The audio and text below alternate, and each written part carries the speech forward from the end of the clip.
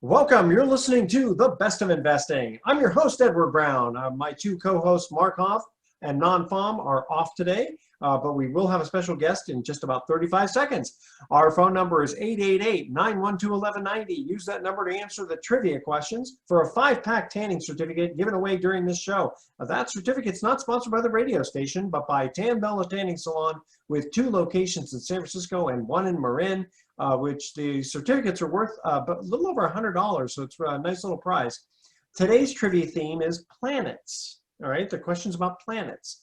All right, today's guest is Brandon Bruckman from Insight Investment Advisors to discuss 1031 exchanges and DSTs, which he's going to explain exactly what is a DST. All right, Brandon, welcome to The Best of Investing. Edward, thanks for having me on. And Absolutely. Based on the topic for the trivia, I will have no chance of probably answering. So okay, good luck to our guests coming. To our audience. Okay, well, we'll start off with an easy one. What planet do we live on right now? There you go. Okay, there you go. You're a winner. Okay. So first of all, give us a little background about yourself. Yeah, it's an interesting sort of windy path that got us here, but I'll go backwards, forwards. So I'm an investment advisor. I help run Insight Investment Advisors. We're registered investment advisors. I'm based in Milwaukee, Wisconsin, which for those that are watching, the background here is the city of Milwaukee. My partner's based in Kansas City. So we got the Midwest covered. And we really came into this space. My background is in finance. I worked at a hedge fund for a long time. I'm classically trained that way.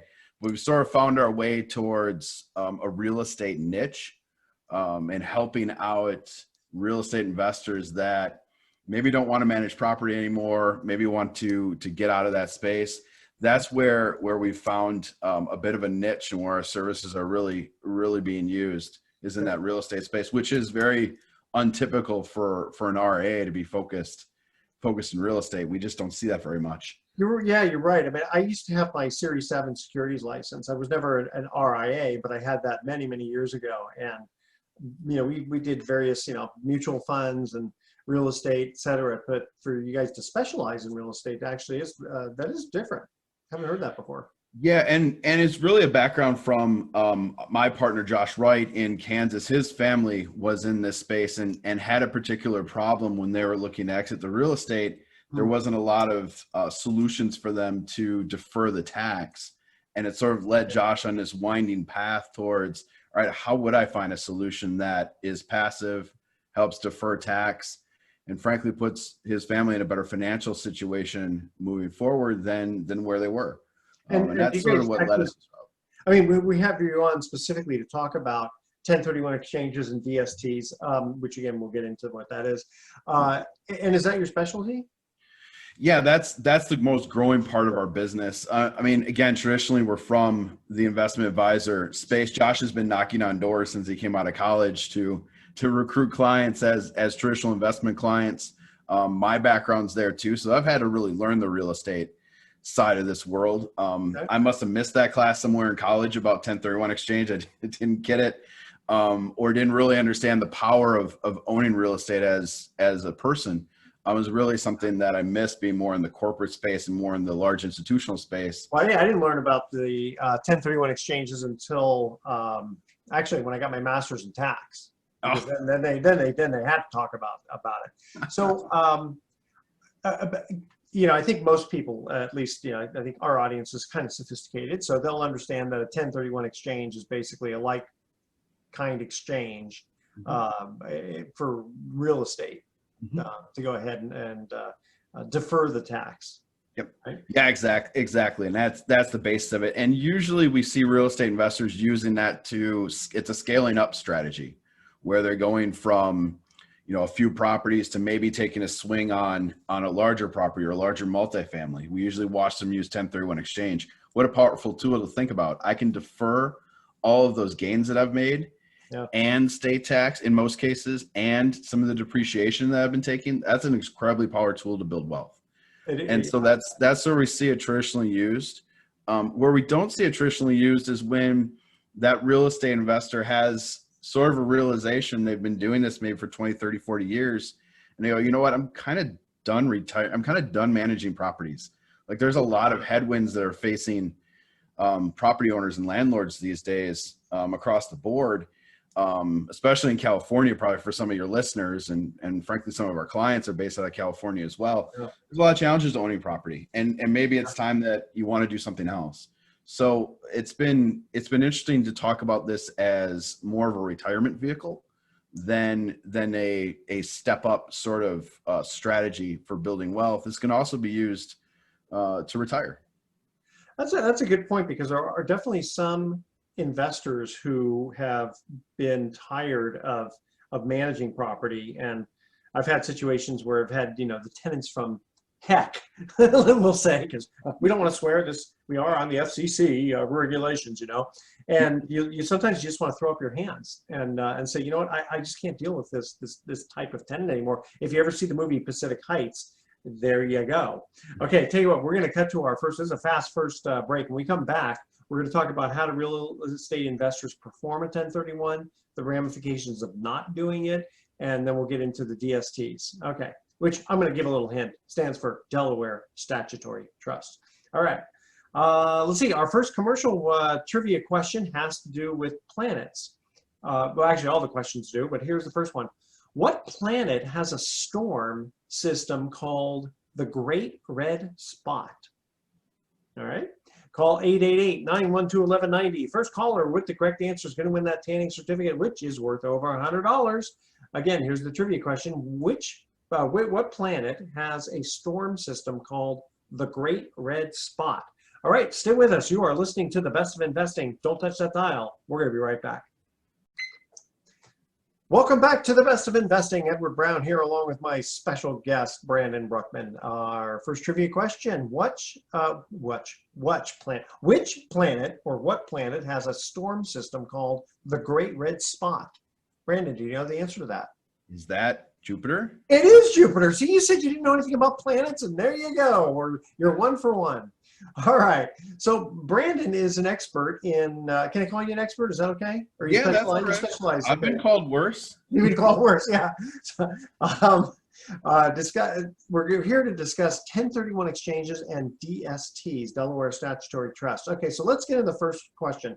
How do real estate investors perform a 1031 exchange? The key person that they're going to need in this is actually not me. It's something called a qualified intermediary. So the moment that it crosses their mind, hey, I might want to sell my investment property, the first person that they want to get involved after their CPA is a qualified intermediary. And they need this person because if you sell your property and take possession of those funds, you can't perform a 1031 exchange anymore. It's called not fun. And it's called not fun. I get these phone calls from folks to say, hey, I heard about what you're doing. I'm really interested. I'm holding a check in my hand. I'm ready to go. And I have to be the bearer of bad news that no, you're probably. What do you mean you got the check in your hand? Yeah, you don't want that check in your hand. You want it with somebody else. So easy way to get a qualified intermediary is to really talk to your title company and say, hey, do you provide a qualified intermediary service? Most of them do. Yeah. And so that would be as easy as doing that. You sign some documents and you're off and running. There's national firms that offer this as well. So a quick Google search will do that for you and link them up with your title company and you're off and running. But that brings up a point, like with an IRA, right? You can take possession and you have 60 days to do a rollover. Mm-hmm. You would think that Congress would kind of say, you know what, let's give the same kind of break to investors to say, listen, you know what, if you want to go ahead and do that, but you better do your transaction within 60 days.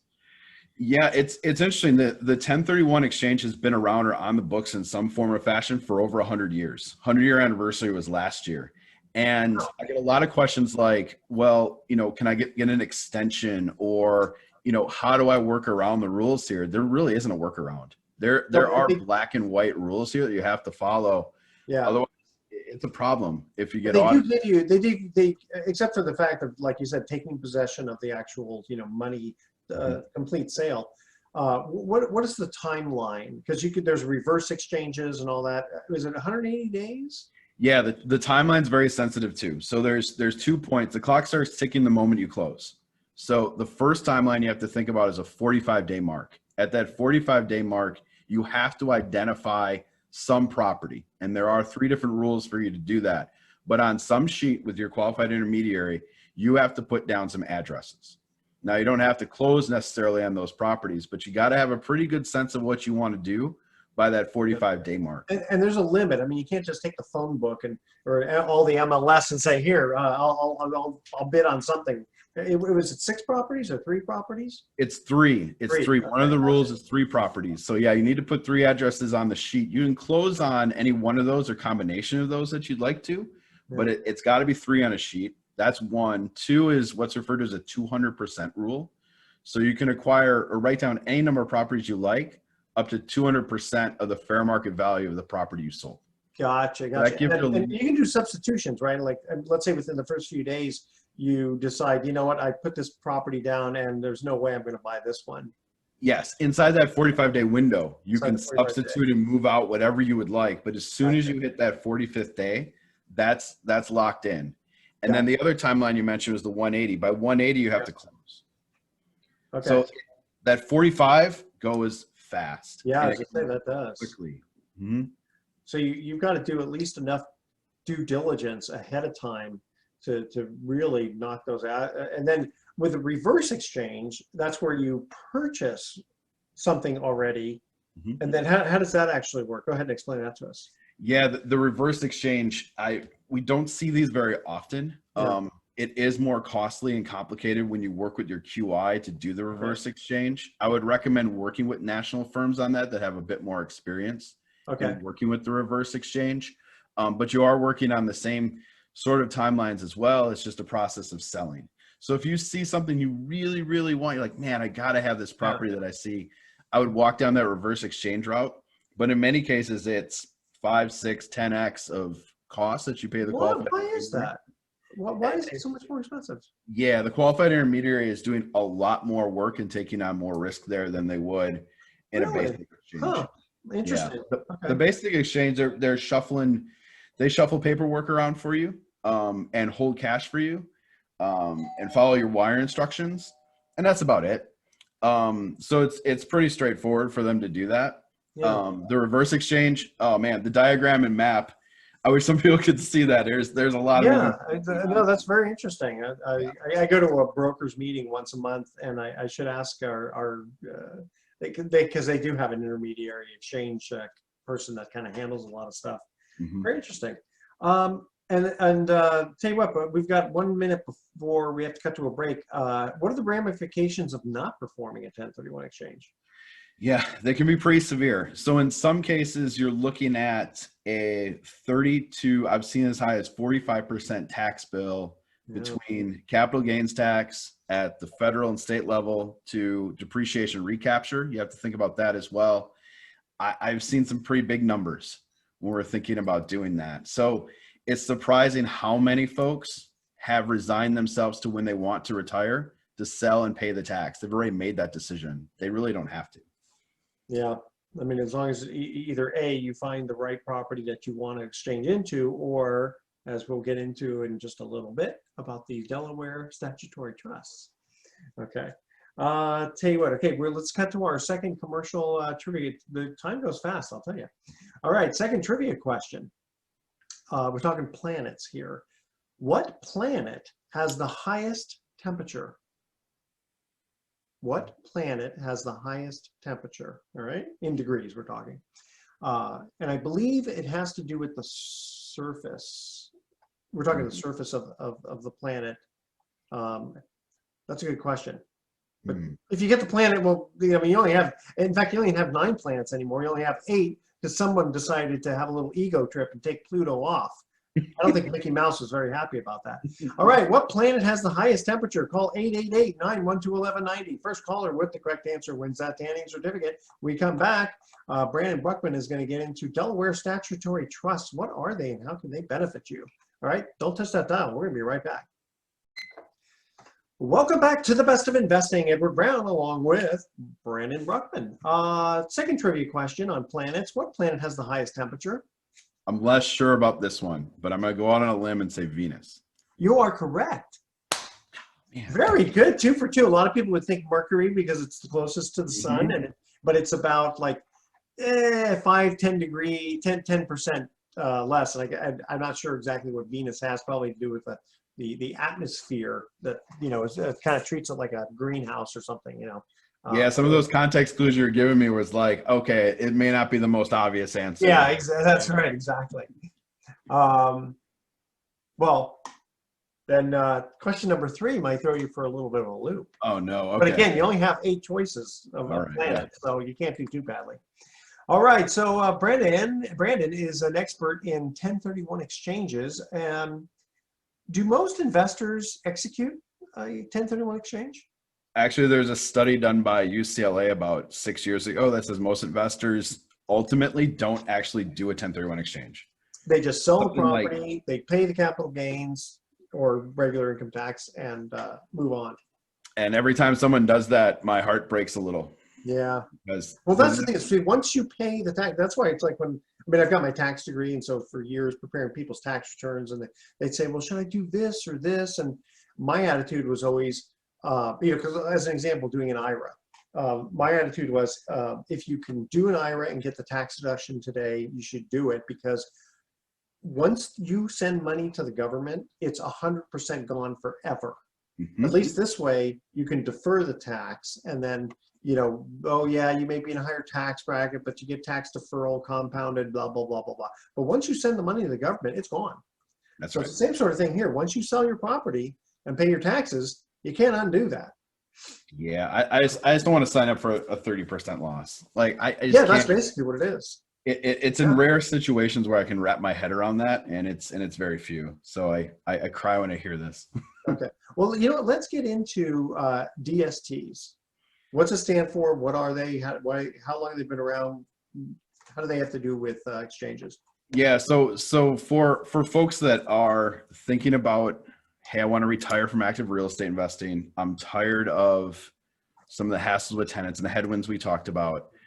DST, or Delaware Statutory Trust, is a 1031 eligible asset. And at the very simple basics of what it is this institutional quality real estate that's managed by somebody else. If your audience is familiar with syndication, it's just another form of syndication. It's just designed in a way that the IRS has deemed that it's 1031 eligible. And they deemed that in 2004. These have been around as a vehicle for folks to use in the 1031 exchange transaction. And the beauty here is it's not a blind pool. Here's an asset over here. I know what it is. I know where it's located. I've got an address to it. I can understand it. It's real estate. I'm just going to forego the management of that property and let someone else handle that. So I'm selling the property I own, doing the 1031, and then the DST would be the item that I would invest in, or be the replacement property in that transaction. And generally DSTs are going to be more than one property, right? Because otherwise you just would do it into one property and then just hire a manager. I mean, exactly. So in this scenario, the minimum investment in most of the DSTs is $100,000. Okay. So what we can do is we can in essence build portfolios for people, or we've come to say we can build your own REIT, kind of style that you can do here. And all of a sudden you've taken one asset, you've turned it into, maybe 10, and you've drastically diversified yourself across those assets geographically and in industries. And I would hope that a syndication that's a DST shouldn't be more expensive than a regular syndication of real estate, if you're specifically saying it's not a blind pool, so it's going to go for these assets. It's managed effectively the same way, right? It's long-term. Do the DSTs, I mean, they don't trade properties like stocks or anything, but how long do they generally hold the properties? Yeah, so we measured the history from the 8 largest sponsors since 2004, and the average hold time we found is just over 8 years is the hold time on these. And then do they exchange that property into another one to keep the tax deferred exchange? They certainly can. You're left with a decision at the end. Just as you enter, you're left with that same decision as you exit. So the sponsor is what we call the folks who run these things. The sponsors will send you notification, and you can decide if you want to do a 1031 exchange again. You could certainly do that into another DST. They're more than happy to offer more product of that to you. Or if you wanted to go back into the market and buy real estate directly for yourself again, you can certainly do that. you're sort of left with that same decision. And they spit off, so to speak, the same kind of income that you'd get if you own the property, because it's not under a tax sheltered like vehicle like an IRA. It's just basically you just pushed off the tax instead of. Let me see if I can summarize this. Instead of you doing a 1031 exchange, one property for another, you're exchanging one property for a set of properties, and it's just in one pool that's being managed by someone other than you, and you're in with 50 or 100 different people because they've all kind of gone into that same pool. And I got to think that there's specializing DSTs, right? Ones that'll do, let's say mobile home parks, or ones that do just shopping centers or something, right? I think you have the description exactly right. The majority of assets we see here are multifamily. I'd say it's about 65% of the industry is that. The rest of the industry is anything you can imagine under the sun. We've seen land leases. We've seen mobile home parks, self-storage, industrial. Anything you can imagine under the sun is usually put inside of the structure. Yeah, and I tell you, we get a lot of people calling Pacific Private Money wondering if they can do an exchange into one of our funds. Unfortunately, our funds are mortgage pool funds. Mortgages are not similar to owning real estate. Tell you what, we got to cut to another break if you can believe that. Which two planets, this is a two-part question, which two planets rotate differently than the others? So most planets have an axis, they turn one way. These two planets spin the other way. And when I die, I'm going to ask God this question. Why did you do that? Okay. 888-912-1190. First caller with the correct answer wins that tanning certificate. Don't touch that dial. Best of Investing. We'll be right back. Welcome back to the Best of Investing. One more time. I'm Edward Brown, your host, along with Brandon Bruckman. Let's see here. Third trivia question. Which two planets rotate differently than the others? I have no idea. So I'm going to guess, and we're going to do Neptune and Saturn. Well, you got 2 out of 2 wrong. Hey, if you're going to be wrong. Actually, Venus is one of them, and Uranus or Uranus is the other. Yep. They actually do spin the other way. Have no idea why, but okay. That's just the way things go, I guess. Okay, so Brandon, we're talking about 1030, but listen, before we forget, don't want to let people go out there going, who is this guy, Brandon? How do I get a hold of him if I have questions on DSTs or 1031 exchanges? Give out your information. Yeah, I'm easy to find on the Google machine, but simplest way to get in contact with me is to just shoot me an email. It's brandon@investwithinsight.com. All right. I hope people are not teasing you about Let's Go Brandon. All the time. And I mean, gosh, it's like the guy who was the driver. Why couldn't his name be Jeff or something? I was at can I tell a quick story about that? Sure, go ahead. I was at a Green Bay Packers football game when this was happening, or just started to happen. I didn't get it, and I wasn't aware yet. And I'm like, what is going on here? Like, I appreciate the support. Yeah. I don't think I know any of you people. And the chants were very loud, and eventually I figured it out. So, yeah, it's just a matter of time. We're all gonna get it. First it was Karen, then Brandon. Yeah. It's all coming for us. I was gonna say, no matter what your name is, it's so funny because I was emailing someone named Karen today, and I said, you know what, I can't go there. Okay. My accountant is Karen, so you can imagine that conversation. That's great. Okay. One thing I wanted to ask you that wasn't on your list, but are there any changes forthcoming on 1031 exchanges that you can see? I sure hope not. It has been, we've watched trade organizations lobby very hard to continue to keep 1031. It has been, I mentioned it before, it has been around in some form or function for 100 years. So it gives a lot of confidence that it's going to stick around. I was more concerned about this last run of tax changes about the step up in basis, which is another key tool for real estate investors that are retiring and thinking about that basis step up for their heirs. That one I'm more concerned is in the crosshairs, but all that's sort of speculation. It's interesting. I mentioned I go to this brokers meeting once a month, and I remember when it was a hot topic that they may get rid of it. this lady, she's really good, and she was saying how they're lobbying again against this change. And if you think, and she said, it's not just, let's say, the facilitators. It's all of the transactions that won't happen because of this. People are going to sit on the sidelines, not selling their property. You're talking about the income taxes that won't be generated by the government with regard to real estate agents' commissions and income derived by the title companies and the intermediaries and the sponsors and blah blah blah, blah DSTs. I mean, it's a trickle down effect that's in the hundreds of billions of dollars. So it's sort of like going. I remember years ago, a few of us kind of figured out that if they were to lower the capital gains tax rate to something like 9%, the government would make so much money that they could potentially, back then, of course not with the trillions of dollars now, but back then when we only owed hundreds of billions of dollars in deficit, they could have wiped out the deficit in about 2 years, because the super uber rich people who are basically sitting on the sidelines going, why should I sell my Amazon that is worth $100 billion? I don't want to pay taxes on that, so I'm going to do nothing. Versus, you know what? If you're only going to charge me 9%, maybe I'll bite the bullet, pay the taxes, and be done with it. But there was and I don't remember his name, but there was one very smart Democrat senator who said, I don't care if it destroys the economy as long as the rich pay taxes. And it's like, there you go. And there it is.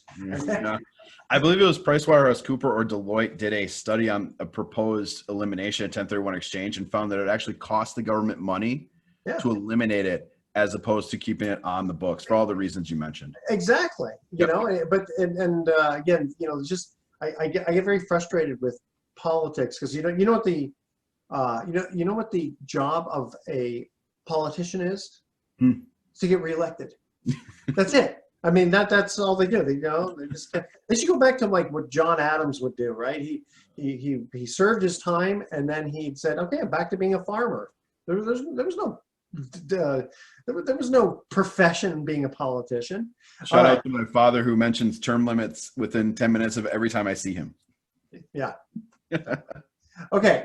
Pros and cons of Delaware statutory trusts. Yeah, I'll do cons first, since that's more fun. So number one, loss of control, and you're sacrificing control to a third party. The mitigant to that is the work that my role in this transaction is to make sure we're doing work with good people, good companies, good sponsors, good deals. And so we try to mitigate that risk, but nevertheless, it exists. Liquidity is a problem. There hasn't been a fully functioning and developed secondary market for Delaware statutory trust interest. So mitigant there is we really got to do some planning up front to figure out, hey, you might need some of this cash today. And I was going to say, is there like a secondary market that there's a big haircut? There's a mechanism to do secondaries. Traditionally, there's been a haircut there of 10 to 20%. Yeah. I've seen these transacted haircuts of 2 to 6%, and that's not bad. But I wouldn't tell people to expect that. Expect a haircut. That's planned up front. There's no reason you can't take money off the table in a 1031 exchange. You'd have to pay the tax on that, but at least it'd give you some liquidity. It's an option. Okay. So those are the biggest disadvantages that we see. Advantages here, passivity, the ability to use it like we mentioned in the 1031. That's what people are looking for. There are bigger assets here. So some of the assets you're acquiring here are $50 to $100 million in work. So some would look at that as a bit less risky. I had a client here in Milwaukee who traded out a lot of properties in, let's call them challenged areas. Okay. He's like, I've turned the hood into Amazon. Yeah. And he said, that's a pretty good risk mitigant for him and his approach. I'm like, all right, that makes sense to kind of put it that way. So you have that going for you. How, when these syndications are put together, what kind of upfront costs are there generally? Because when you put $100,000 in, the sponsor's going to probably take some off the table because they've had to organize that sort of thing. Yes, they do want to be compensated. So there's an acquisition fee up front that the sponsor's taking from, depending on the deal, 2 to 3%. And then there are legal costs associated with putting this structure together. So all in that upfront cost, we see from 3 to maybe upwards of 10%, depending on the deal or sponsor. So I mean, there is a fee load there up front that we have to overcome. Yeah, in the 80s, real estate syndications would take as high as 20%. Wow. Yeah. Which means, you got to make 25% of your money just to recover all those costs. Once you get into some of those ranges, you start to think about like, hey, maybe you do want to pay some of the tax. If you are going to pay that up front and you don't like the deal as much, you're not as excited about the real estate, to have to overcome a 20% upfront fee load, that's a decent amount of appreciation. And in this environment, might be difficult. Or do, like you said before, you have 45 days, put together your own little mini REIT, so to speak, and have someone manage it for you. Tell you what, no commercial trivia question, but when we come back, we got just a couple more minutes, and then we've got our thoughts for the day. All right, stay with us. The Best of Investing will be back with some closing comments. Don't touch that dial. Welcome back to the Best of Investing. Last time for today, I'm Edward Brown, your host, along with my special guest, Brandon Bruckman, who was discussing Delaware statutory trusts and 1031 exchanges. Again, Brandon, give out your information one more time. Yeah, best place to find me is Brandon at investwithinsight.com. Insight Investment Advisors is our firm. You can always search that as well. Okay, very good. Okay, now before we get to our thoughts for the day, I have a kind of a fun long joke here. All right, so the FBI had an opening for an assassin. After all the background checks, interviews, and testing were done, there were 3 finalists, 2 women and two men and a woman, excuse me. For the final test, the FBI agents took one of the men to a large metal door and handed him a gun. We must know that you will follow your instructions no matter what the circumstances. Inside the room, you will find your wife sitting in a chair. Kill her. The man says, "You can't be serious. I can never shoot my wife." The agent said, "Then you're not the right man for this job. Take your wife and go home." The second man was given the same instructions. He took the gun and went into the room. All was quiet for about 5 minutes. Then the man came out with tears in his eyes. He said, "I tried, but I can't kill my wife." The agent said, "You don't have what it takes. Take your wife and go home." Finally, it was the woman's turn. She was given the same instructions to kill her husband. She took the gun and went into the room. Shots were heard, one after another. They heard screaming, crashing, banging on the walls. After a few minutes, all was quiet. The door opened slowly, and there stood the woman, wiping the sweat from her brow. "This gun is loaded with blanks," she said. "I had to kill him with a chair." I figured I better not tell my wife that story. All right. I thought that was kind of funny. Don't let the FBI around my wife, please. Yeah, exactly. Okay, we have just a couple of actually I didn't realize how short I was going to take in doing that joke. So we actually have just a couple of quick minutes here. So let me tell you a little bit about what Pacific Private Money is doing. We have 4 different funds. One fund specifically we're trying to push because we have a lot of demand for its product. It's called the Freedom Fund. And here's the beauty of it, is the fact that it's relatively liquid. It's like a money market account, but you can't write checks against it. All you have to do, though, is give us 30 days notice when you want your money back. No fee to get in, no fee to get out. And depending upon how much money you put in, which there's 2 catches. 1, you have to be an accredited investor. And 2, minimum investment's $250,000. But for $250,000, you get 7%. At $500,000 or more, you get 8%. And if you can put $1 million in, 9%. And get this, I was going to be ready to pick up a check for $1 million from a brand new client. He'd been following us for 2 years to finally decided to pull the trigger and invest. And lo and behold, he decided to invest $3 million right there on the spot. And then like 4 or 5 days later, he said, "You know, I've been rethinking this. I want to send you another $1 million." And he hadn't even gotten his first check yet. But you know what? He did his due diligence, found out that it was legit. And I mean, where else can you get 7, 8, 9% with relative liquidity?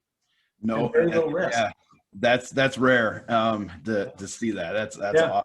And then the way we get liquidity is we're underwriting and funding loans, and then we're selling them off. And so we get the money right back.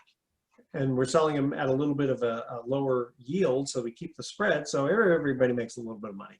All right, are you ready for our thoughts for the day? Here we go. There is a new soap opera coming out about airports. It's called Delays of Our Lives. All right. And how does the moon cut his hair? Eclipse it. Yeah. You gotta get some Yeah. dad jokes in there once in a while, huh? All right. We'll be So using those. yeah. Now, Brandon, you are located in Milwaukee, but I assume you work all over the country. We do. We have clients in California. We do visit out there occasionally as well. But yeah, we're everywhere. There is an emphasis on the Midwest just from our location, but Sure. yeah, no restrictions on where we can work. Very good. All right. Tune in next week to The Best of Investing. We're going to be giving away more free prizes for answering trivia questions. Thanks for listening. On behalf of our team, I'm Edward Brown, wishing you the best of investing. So long.